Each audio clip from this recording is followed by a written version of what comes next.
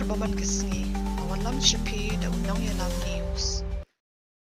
Wan ajing kerjaan, but I mean sim kidi court jong ke KSU, yagi samana puli ka NEHU Student Union, ke berasong syat dengan menta lasan sengi, nadu kasan terik.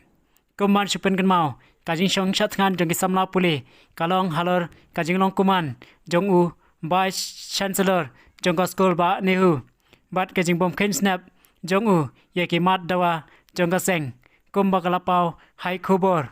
kalong, kawe kamat kaba kisamla pule kila dawa bat weng kam no yau registrar bat deputy registrar bat halor ka jingthung yau pro chancellor lem bat kiwe nakalian kisamla pule kila dawa ro yau vice chancellor ba ude banhyar shukino nakalian jong ka KSU NEHU unit kila dawa ro badai ban ai pro vice chancellor daw Khasi ubala ban treya kam om kum ubreu balas thung daw bisi ubom la ban treya kam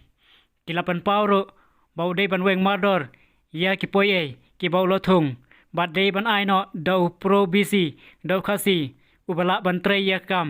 kani kalapau lengba ki jingtho banar kaba kilapan yeng.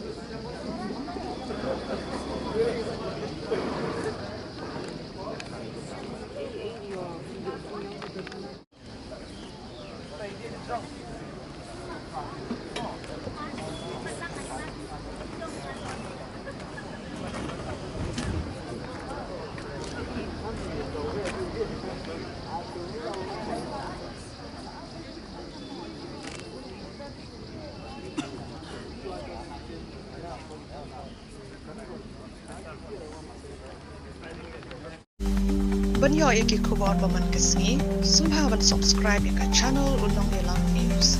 Kumle shibu.